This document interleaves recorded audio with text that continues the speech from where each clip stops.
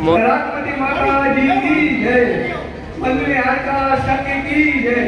हे माता जी, मेरे मन में एक जिज्ञासा है कि इस 84 योनि में भटक कर मनुष्य ने जन्म लिया और वो कितना ज्ञान मतलब ज्ञानवान भी है और अज्ञानवान भी है, उसको ज्ञान कैसे प्राप्त हो? हे माता जी, मेरी संज्ञा का समाधान बताएं।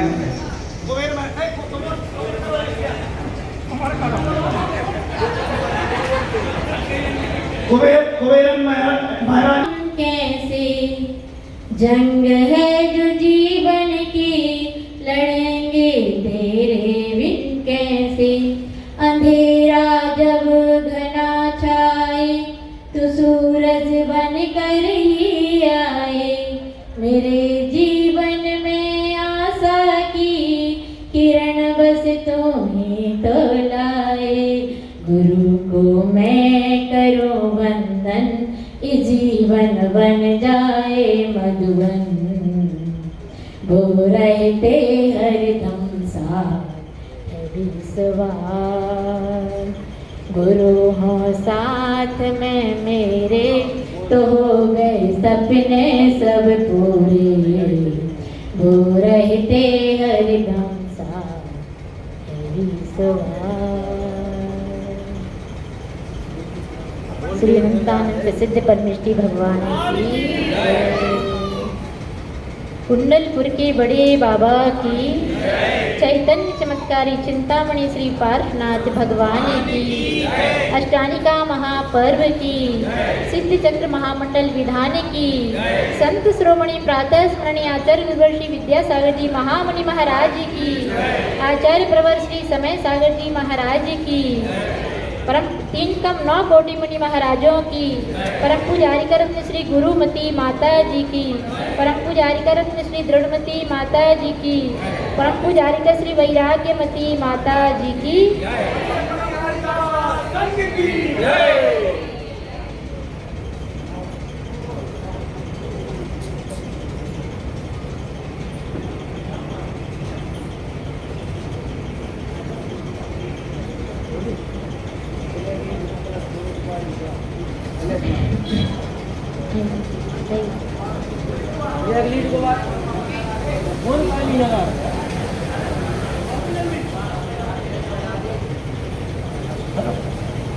जिनकी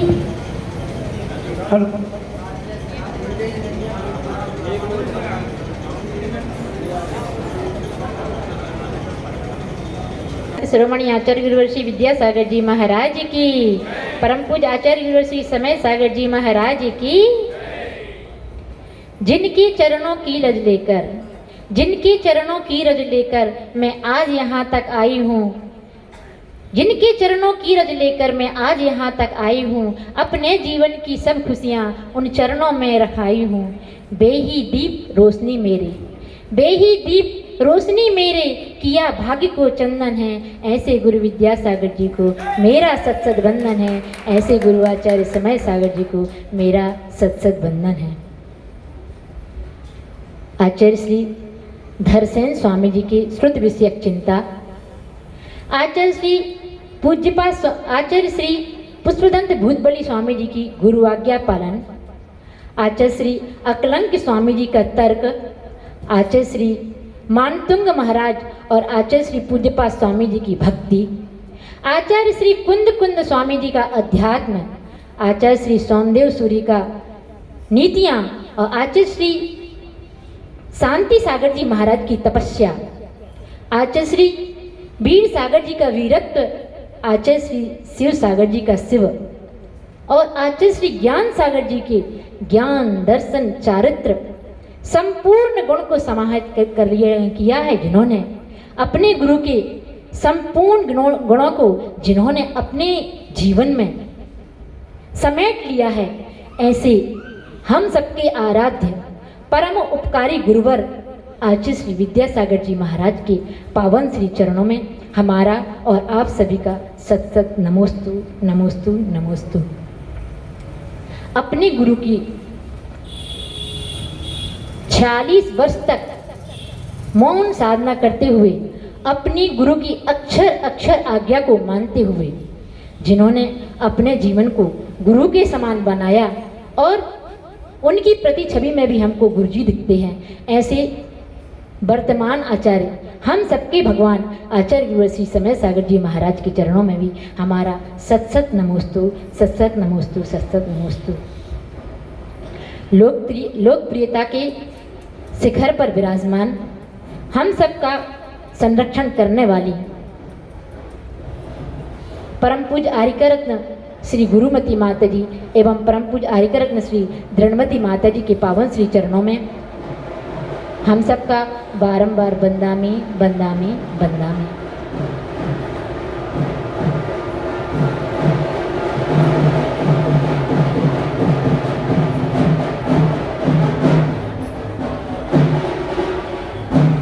अष्टानी का पर्व का यह पावन अवसर और इसमें हम सबके लिए मिला है सिद्ध चक्र मंडल विधान का यह अवसर।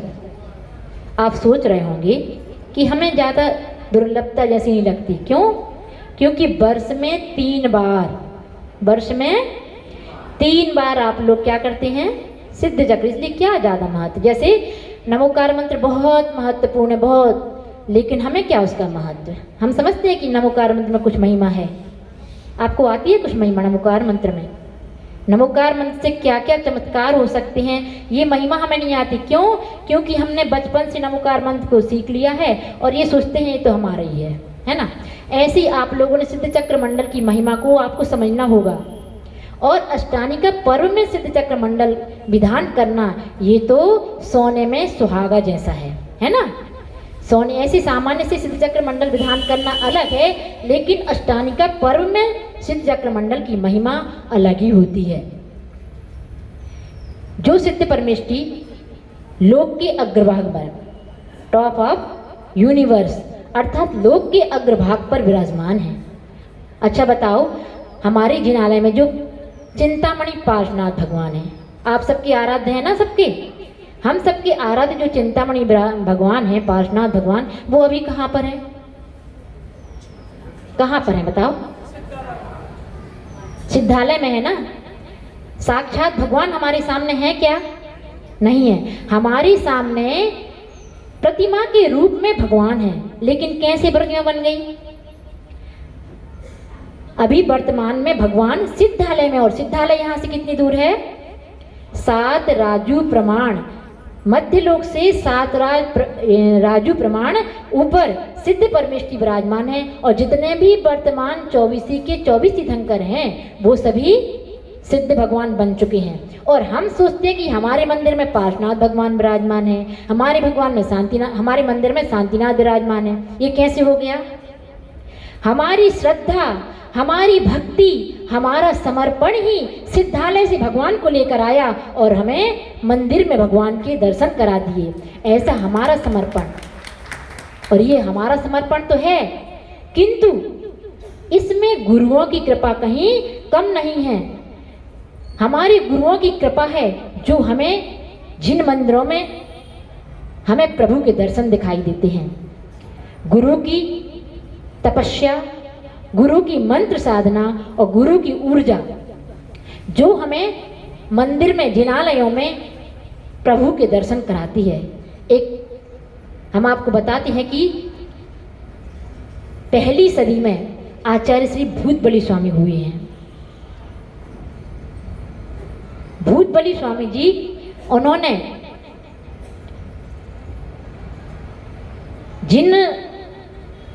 जिंतूर और अंतरिक्ष पार्श्वनाथ, भद्रबाहु स्वामी ने अंतरिक्ष और जिंतूर की मंदिर में, जो जिनालय में प्रतिमाएं हैं ना, हम सुनते हैं कि अधर में है, अंतरिक्ष में है, अधर में प्रतिमाएं हैं। तो कैसे?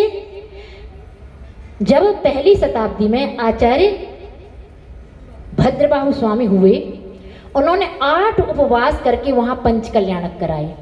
और पंच कल्याणक के समय जो सिरपुर में अंतरिक्ष पार्श्वनाथ है ना, उन भगवान की पंच कल्याणक करते समय उन्होंने इतनी विशुद्धि के साथ वहां पर सूर्य मंत्र दिया, अपनी ऊर्जा दी, और तपस्या के द्वारा जो उन्होंने जिन बिंब की प्रतिष्ठा की, उसका फल ये हुआ कि जैसे ही प्रतिष्ठा पूर्ण हुई कि भगवान अंतरिक्ष में अधर्म हो गए।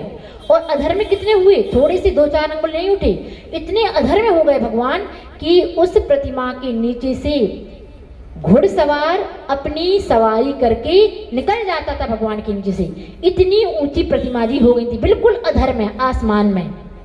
ऐसी जिन गुरुओं की विशुद्धि हम लोगों को मिलती है और उनके प्रभाव से हमें ऐसे ऐसे जिन बिंबों के दर्शन मिलते हैं। अभी भी आप देखते हैं, वहाँ पर दर्शन करने गया कोई जिंतूर में और सिरपुर में दर्शन किए किसी ने? आज भी वहाँ पर इतनी भगवान अधर्म है कि नीचे से छन्ना निकाल देते हैं। देखा है कभी? हमने तो देखा था, लेकिन बहुत वर्ष हो गए। और ऐसे ही हमने जिंतूर में दर्शन किए तो कितने विशाल भगवान है पार्श्वनाथ भगवान। इतना छोटा सा कंकड़ भगवान की घुटने के नीचे दिखता है, बाकी चारों तरफ से यदि अपन टॉर्च से करें तो पूरा नीचे दिखाई देता है। आज वो भगवान भी अधर्म है, लेकिन हम लोगों की विशुद्धि इतनी कम हो गई, इतनी कम हो गई कि वो भगवान जो अधर्म थे आज हमें उनके दर्शन जैसे जमीन में ही होने लगे हैं। तो गुरुओं के प्रभाव से, गुरु की कृपा कहीं कम नहीं है, गुरुओं के प्रभाव से हम सभी को ऐसी ऐसी विशाल जिन बिंबों के दर्शन आज हमें हो रहे हैं। कहते हैं विचार अच्छे हों तो मन मंदिर है, विचार अच्छे हो तो मन मंदिर है, आचरण अच्छा हो तो तन मंदिर है, व्यवहार अच्छा हो तो घर मंदिर है, और यदि ये तीनों अच्छे हो गए तो हमारा जीवन ही मंदिर हो जाएगा। क्योंकि हमारे विचार कहाँ पर उठते हैं? कहाँ उठते हैं बताओ? आंखों में उठते हैं विचार? हाथों में उठते हैं क्या? कहाँ उठते बताओ? मन में विचार उठते हैं। और यदि हम अच्छे अच्छे विचार अपने मन में लाएंगे तो हमारा मन मंदिर जैसा बन जाएगा। हर क्षण हम मंदिर में जैसे हों ऐसा हमें एहसास होगा। इसलिए अपने विचारों को हमें अच्छा रखना होगा, तभी हम जिन मंदिर में जाकर के भगवान की पूजा, गुरुओं की सेवा कर पाएंगे। कहा है यदि हमें भगवान के निकट जाना है तो पूजा करो, अभिषेक करो, शांति धारा करो, तो हम प्रभु के निकट जाने का अवसर प्राप्त कर पाएंगे। यदि हमें गुरुओं के निकट जाना है तो क्या करना होगा? सेवा करो, वैयावृत्ति करो, आहार दान दो, तो इससे हम गुरुओं के निकट जा पाएंगे। और यदि मैं माँ जिनवाणी के निकट जाना हो तो क्या करना होगा? क्या करना होगा? आप लोग करते हैं स्वाध्याय। स्वाध्याय करने से हम माँ जिनवाणी के निकट जा सकते हैं। और यदि आप अपनी आत्मा के निकट जाना हो तो क्या करेंगे? ध्यान के द्वारा हम अपनी आत्मा के निकट पहुंच सकते हैं। इसलिए हमें यदि अपनी इस मानव पर्याय को सार्थक करना है, अपना कल्याण करना है, तो हमें सच्चे देव शास्त्र गुरु के निकट जाना होगा और उनसे अपनी सच्ची बात को समझना होगा, तभी हम अपना कल्याण कर पाएंगे। व्यक्ति धर्म करता है, कैसे करता है? बताया है 2 प्रकार की औषधियाँ होती हैं, एक इंटरनल यूज के लिए होती है और एक एक्सटर्नल यूज। एक अंदर से प्रयोग करने की दवाइयाँ होती हैं जिसको हम गोली कहते हैं, है ना, उसको खाओगे तो वो असर करेगी। और कुछ दवाइयाँ ऐसी होती हैं जिसको बाहर से लगा कर हम अपने रोग को ठीक कर लेते हैं। तो 2 प्रकार की औषधियाँ होती हैं, एक इंटरनल यूज और एक एक्सटर्नल यूज। इसी प्रकार एक धर्म होता है और एक धन होता है। धर्म होता है अंतरंग में उतारने का होता है, और धन होता है उसको अपने उपयोग के लिए लें और बाकी जितने समय हम जितना उपयोग हो सो करें, नहीं तो दान में दें। लेकिन हम करते क्या हैं? धन का उपयोग करते हैं इंटरनल और धर्म का उपयोग करते हैं एक्सटर्नल, बाहर दिखावे के लिए बाहर धर्म कर लेते हैं। 3 प्रकार के व्यक्ति होते हैं जो 3 प्रकार से धर्म करते हैं। कैसे? कुछ लोग धर्म करते हैं मजदूरी के लिए, कुछ लोग धर्म करते हैं मजदूरी के लिए, कुछ लोग धर्म करते हैं मजबूरी के लिए, और कुछ लोग धर्म करते हैं मजबूती से। कैसे? मजबूती से। एक जगह 3 व्यक्ति मूर्तियां बना रहे थे। मूर्तियां बना रहे थे और वहाँ से कुछ यात्री निकले। उन्होंने देखा अपनी अपनी अलग अलग मूर्तियाँ बना रहे हैं। एक व्यक्ति से पूछा, क्यों, तुम क्या कर रहे हो? कहता दिखता नहीं है, पत्थर फोड़ रहा हूँ, पत्थर। बोले पत्थर फोड़ रहा हूँ, क्या करूँ, पैसों की जरूरत है तो मुझे काम करना पड़ रहा है। ये क्या है? मजदूरी के लिए वो पत्थर फोड़ रहा, मतलब मूर्ति तो बना रहा है लेकिन उसकी दृष्टि में मूर्ति नहीं, वो पत्थर है। दूसरा व्यक्ति से पूछा, क्यों, तुम क्या कर रही हो? बोला क्या करें, कुछ काम ही नहीं मिल रहा था, सोचा जो मिल रहा वो ही कर लें, सो मैं यहाँ आके ये पत्थर फोड़ रहा हूँ, मूर्ति बना रहा हूँ। या मतलब मजबूरी में वो काम कर रहा था, पेट पालने के लिए वो अपना काम कर रहा था। तीसरे के पास व्यक्ति पहुंचा, उसने उससे पूछा, क्यों, तुम क्या कर रहे हो? बड़े मजे से काम कर रहा था, व्यस्त, बिल्कुल मस्त होकर के। थोड़ी देर तो उसने ध्यान ही नहीं दिया कि कौन क्या कर रहा है। फिर पूछा गया, क्यों, तुम क्या कर रहे हो?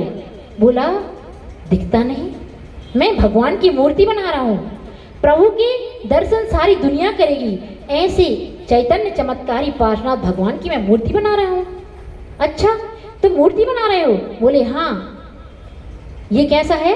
मजबूती, मतलब दृढ़ श्रद्धा, उसके पास भक्ति भी थी, पैसा तो मिलेगा लेकिन भक्ति और श्रद्धा के साथ वह काम कर रहा था। ऐसे कोई आप लोग तो नहीं हैं, कोई मजदूरी के लिए कर रहा हो, भैया करेंगे तो पैसा मिल जाएगा। कोई मजबूरी में बैठी हो कि अपने गांव में चल तो रहा है विधान, नहीं बैठेंगे तो कोई क्या कहेगा, माता जी क्या कहेंगी, भैया पहली बार आई हैं, इतने कम लोग विधान कर रहे हैं, चलो भैया बैठ, कम से कम संख्या ही बढ़ा लो अपन, है ना, या फिर अब बोली ले लिए तो बैठना तो पड़ेगा। ऐसी कोई मजबूरी तो नहीं है। मजबूरी से किया हुआ धर्म कभी सफल नहीं होता। जैसे एक सेठ था, उसकी 3 पुत्र थे, 3 पुत्र धर्मात्मा थे और 3 उनकी पुत्र वधुएं थी। उनमें 2 तो धर्मात्मा थी लेकिन एक थी मिथ्या दृष्टि, नास्तिक। एक दिन क्या हुआ, सेठ जी ने मुनि महाराज को पड़गाहन किया और अचानक उस सेठ को कोई काम आ गया और सेठ अपनी छोटी बहू से कह गया कि मुनि महाराज आने वाले हैं, तुम पड़गाहन करके उन्हें आहार देना। अब वह पुत्रवधू थी, वो तो एकदम नास्तिक थी। जैसे ही उसकी ससुर ने उससे कहा तो उसको बहुत जोर से गुस्सा आई, ये क्या कह रहे हैं। अब ससुर जी थे, गुस्सा तो उन पर निकाल नहीं सकती थी, तो उसने क्या करें, ठीक है मजबूरी में अपन करती हैं। उसने पड़गाहन किया और पहले से भोजन बना के रखा था, तो भोजन में क्या कर दिया, विष मिला दिया और वह विष मिश्रित भोजन उन मुनि महाराज को आहार में दे दिया। विष मिश्रित ना देती तो कम से कम अंतराय उपास ही तो होता, महाराज जी का लौट के चले जाते। लेकिन उसने गुस्सा में, इतनी तेज उसको गुस्सा आई कि वह जहर मिला हुआ भोजन मुनि महाराज को दे दिया और आहार करते ही मुनि महाराज की समाधि मरण हो गया, उनका मरण हो गया। और वह थी नागश्री। और जैसे ही महाराज का मरण हुआ, उसको इतने तीव्र पाप कर्म का बंध हुआ कि वह उसी समय से उसको गलत कुष्ठ रोग हुआ और मरण करके नीचे नरकों में गई।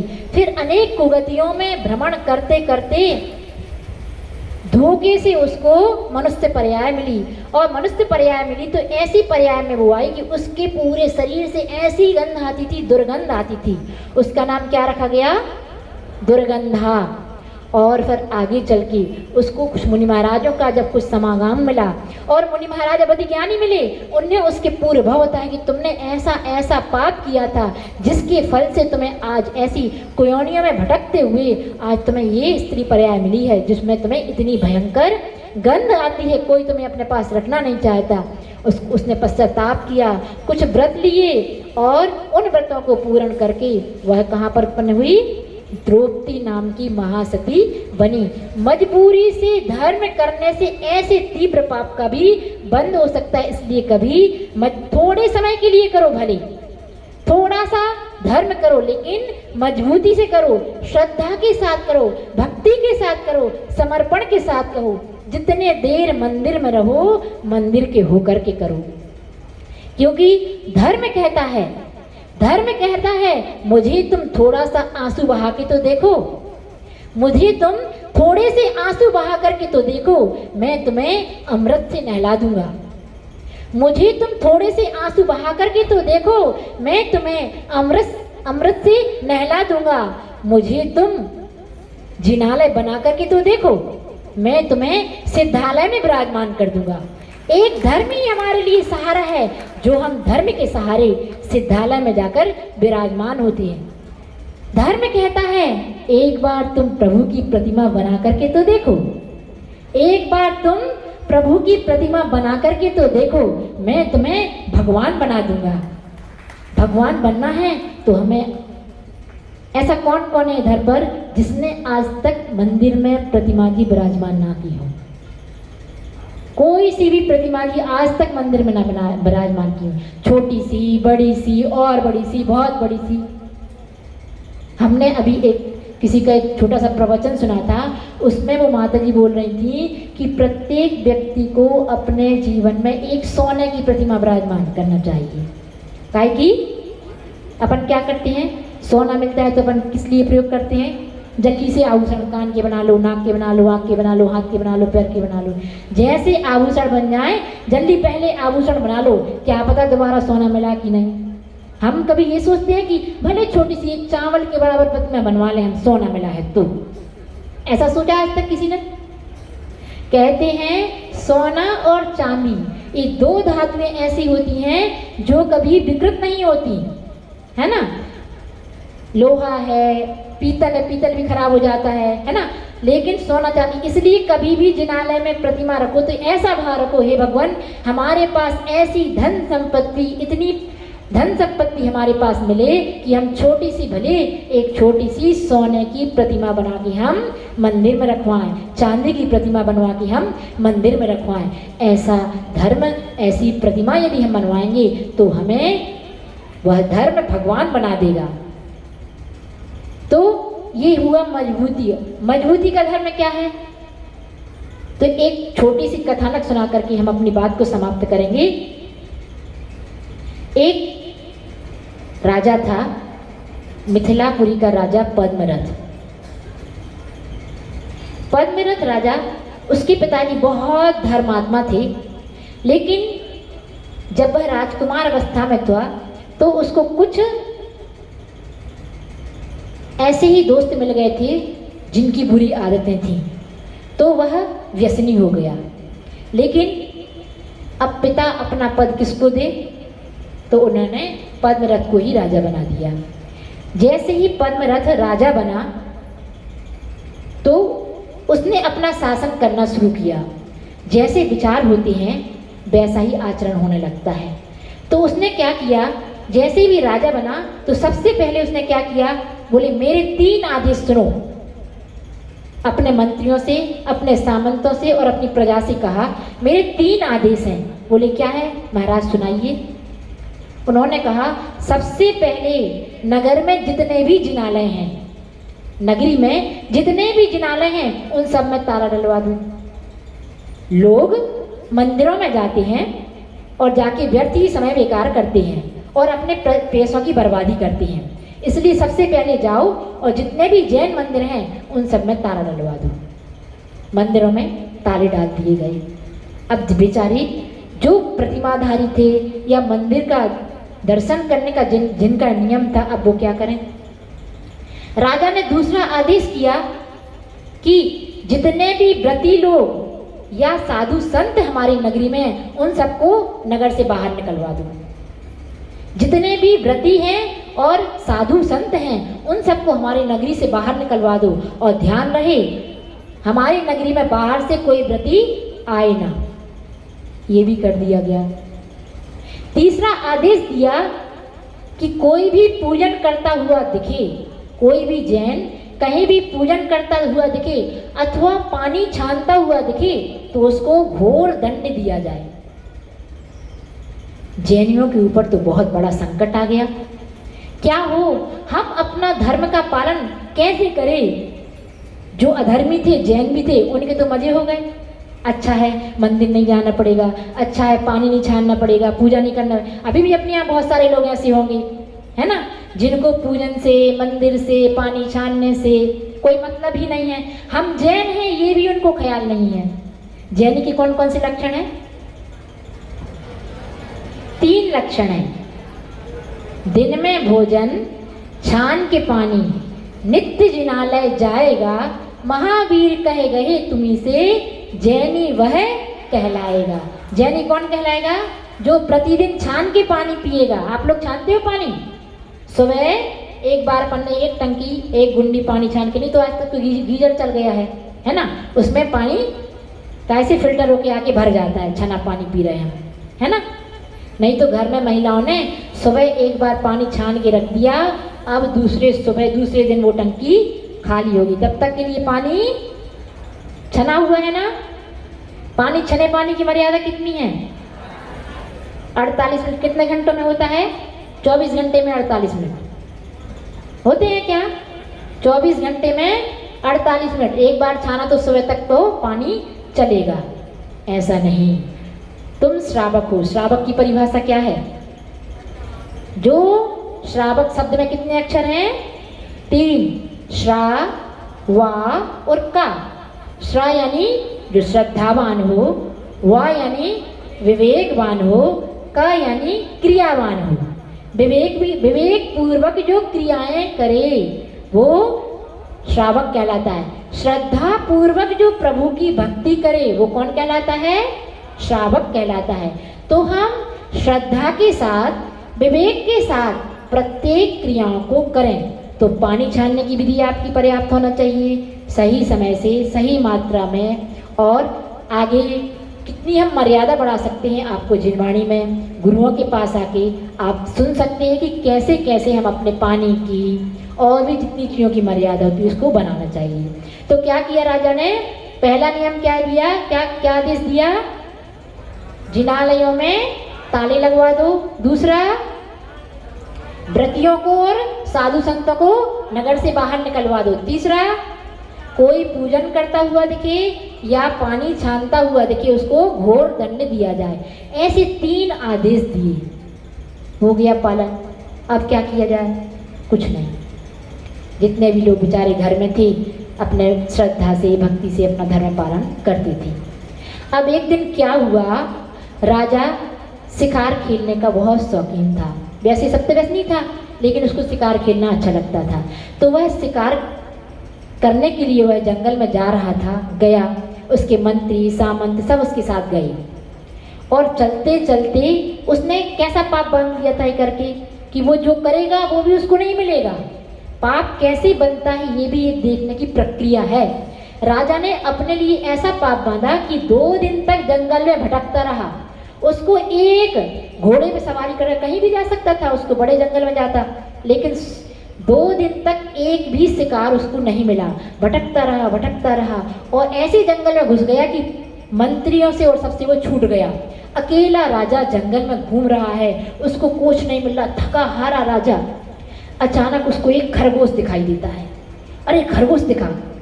तीव्र हिंसा अंदर जब भड़कती है ना, तो छोटे छोटे प्राणियों पर भी वो क्रूरता करता है। तो बोले वो खरगोश जा रहा, मैं तो उसको 1 मिनट में दबोच दूंगा। लेकिन आपको मालूम है खरगोश दौड़ में बहुत होशियार होता है। उसने जैसे ही देखा कि मेरे पीछे कोई पकड़ने के लिए आ रहा है, उसने एक दौड़ लगाई और दौड़ के भाग गया। और राजा भी अपने घोड़े से उतरा और उसके पीछे दौड़ा।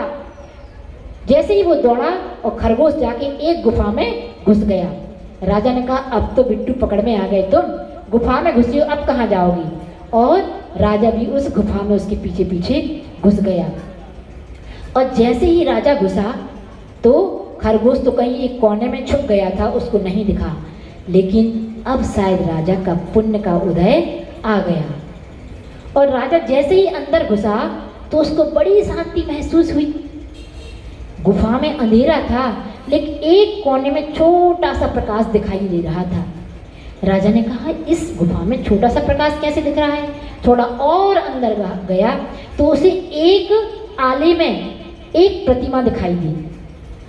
प्रतिमा बिल्कुल बहुत सौम्य सुंदर, और उसके चारों ओर आभामंडल, जैसे सूर्य के चारों ओर प्रकाश सुबह सुबह दिखाई देता है ना, ऐसा प्रकाश उसको दिखाई दिया। बड़ी शांति मिली। राजा वहीं पर बैठ गया और बैठा, थोड़ी देर बैठा कि उसने देखा कि ये क्या, मूर्ति की पलकें हिल रही हैं।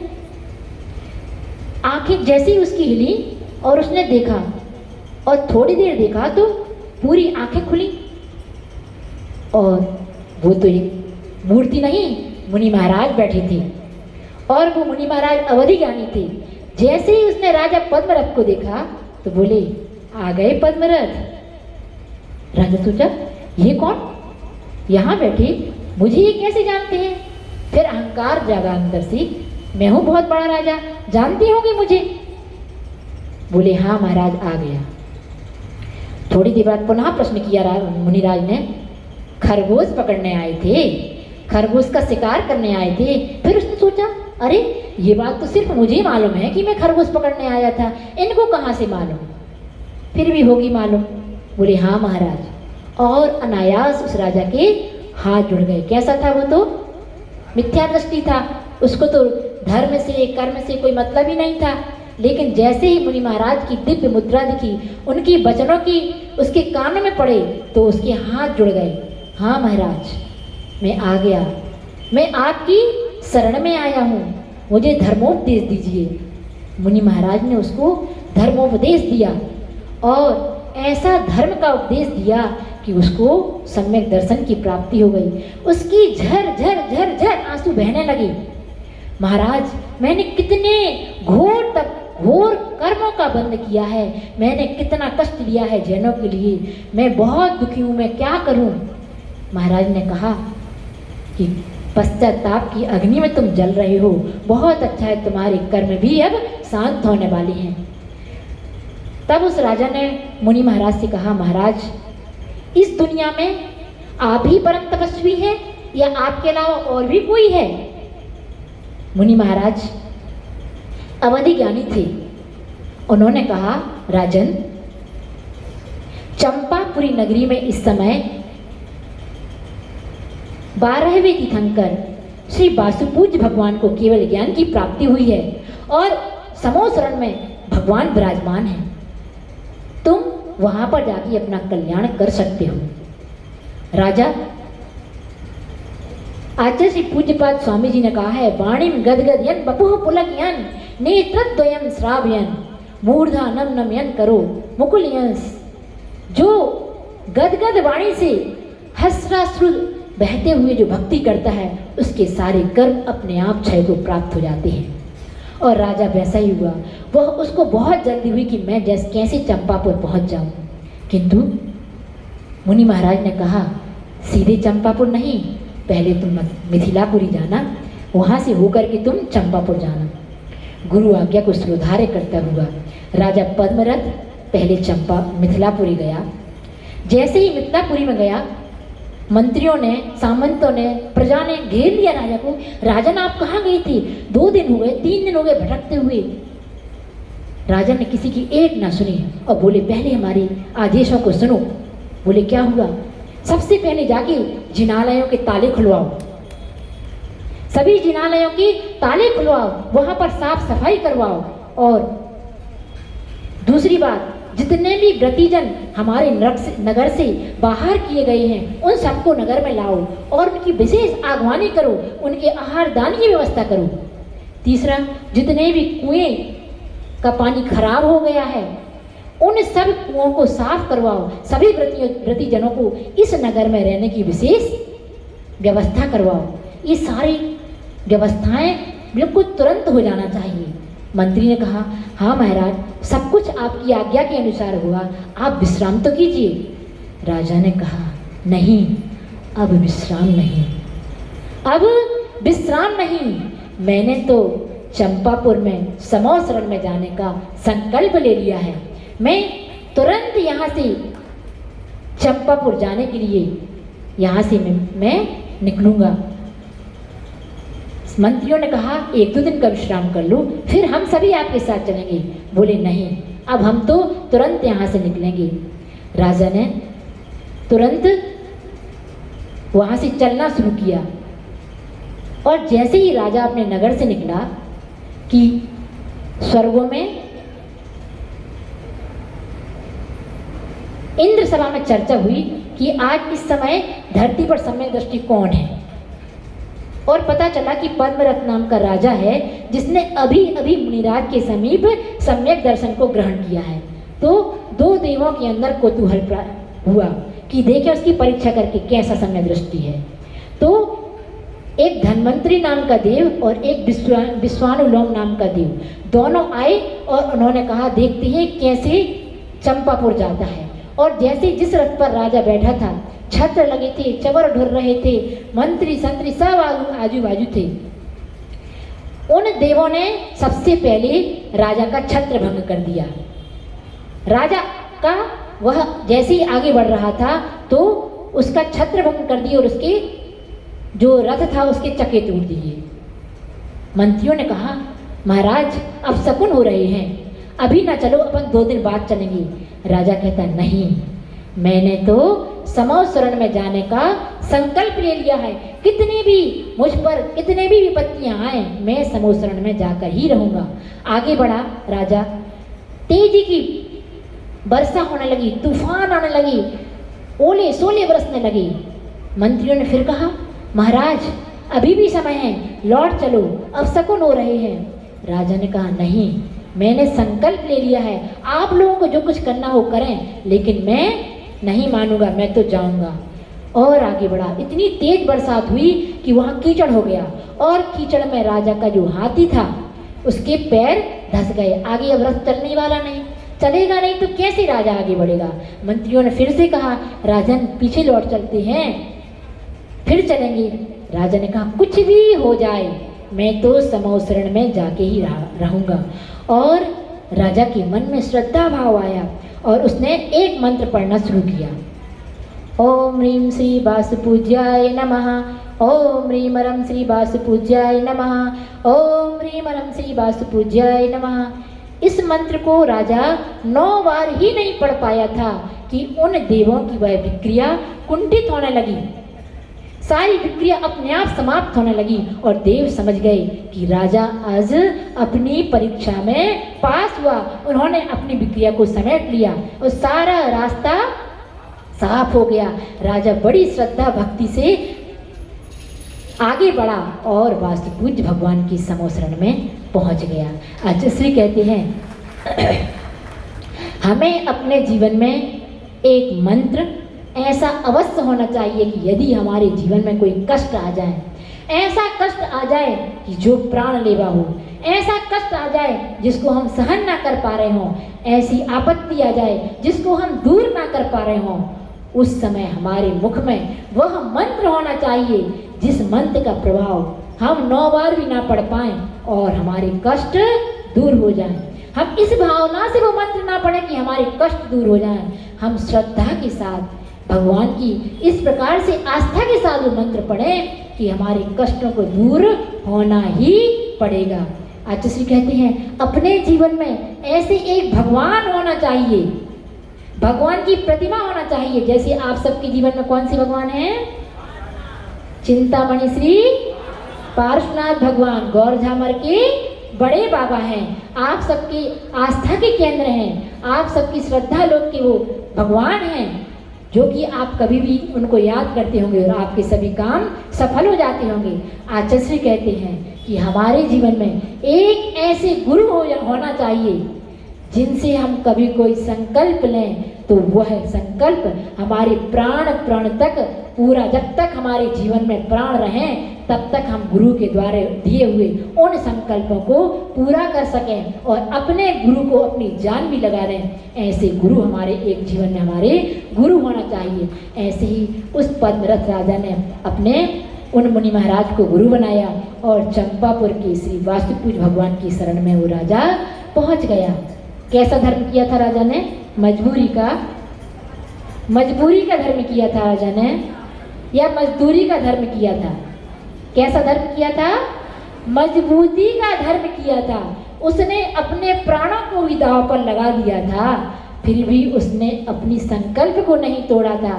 और जैसे ही वह समो शरण में जाके देखा प्रभु का वैभव, समो शरण को देखा तो उसकी तो आंखें खुली की खुली रह गई। क्या मेरा वैभव था, किस पर मैं अहंकार कर रहा था, मैं अपने राज्य को ही सब कुछ सर्वस्व समझ रहा था। यहाँ तो 3 लोक के नाथ प्रभु कितने वैभव के साथ विराजमान हैं, 12 सभाएं लगी हुई हैं, भगवान स्फटिक मणि के समान चमक रहे हैं। लेकिन भगवान का कलर कौन सा था मालूम है आप लोगों को? भगवान का वास्तुपूज भगवान का कौन सा कलर था? लाल कलर का, है ना, था ना।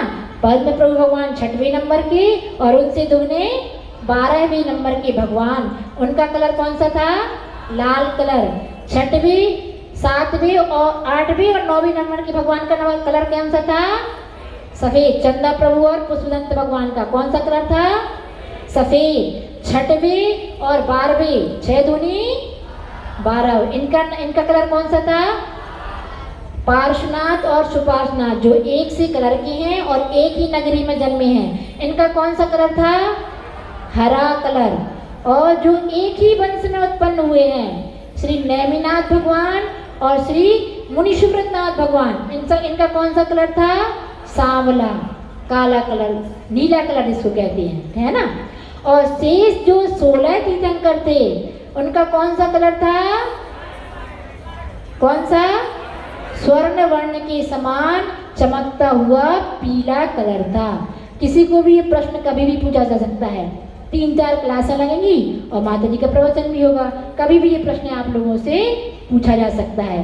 तो श्री वास्तुपूज भगवान जो लाल कलर के थे, बहुत अच्छी लाल आभा पूरे समोसरण में फैल रही थी। जैसे ही पद्मरथ राजा उनके समोसरण में पहुंचा, भगवान के सामने हाथ जोड़कर नमस्कार किया। सम्यक दर्शन तो उसको पहले ग्रहण ही हो ही गया था, और जाकर के प्रभु के समोसरण में जाके उसने दीक्षा ले ली। दीक्षा लेते ही उसको अवधि ज्ञान, मनापरय ज्ञान, सारे ज्ञान एक साथ उत्पन्न हो गए और प्रभु के चरणों में जाकर के भगवान का गणधर बन गया। सोचो, यदि भगवान के प्रति सच्ची श्रद्धा हो, गुरु के प्रति सच्ची श्रद्धा हो, तो हमारे पूर्व के कितने भी पाप हमने किए हों, वो पापों को हम नष्ट करके और ऐसे पुण्य का अर्जन कर सकते हैं जो हमें भगवान भी बना दे। ऐसे पद्मरथ राजा ने मजबूती के साथ, किसी ने कहा है, दीप निष्ठा का जले तो आंधियां बाधक न होंगी, दीप निष्ठा का जले तो आंधियां बाधक न होंगी, आदमी में लग्न हो तो मजबूरियां बाधक न होंगी। हारते हैं वो जिन्हें, हारते हैं वो जिन्हें विश्वास अपने पर नहीं, हारते हैं वो जिन्हें विश्वास अपने पर नहीं, चल पड़े पथ पर चल पड़े पथ पर पथिक तो दूरियां बाधक न होंगी, चल पड़े पथ पर पथिक तो दूरियां बाधक नहीं होंगी। ऐसे बस उसे पद्मरथ राजा को दूरियां बाधक नहीं हुई और जाकर के वास्तुपूज भगवान के शरण में उन्होंने मुनि पद को धारण किया, मनापरय ज्ञान को धारण किया और गणधर, उनके गणधर बन गए। ऐसे ही हमें यह दुर्लभतम क्षण मिले हैं, इन क्षणों का सदुपयोग करके हम भी अपने मार्ग को प्रशस्त करें, अपने मोक्ष मार्ग को प्रशस्त करके हम भी अपने लक्ष्य को प्राप्त करें। इसी भावना से संत श्रोमणी आचार्य गुरु श्री विद्यासागर जी महाराज की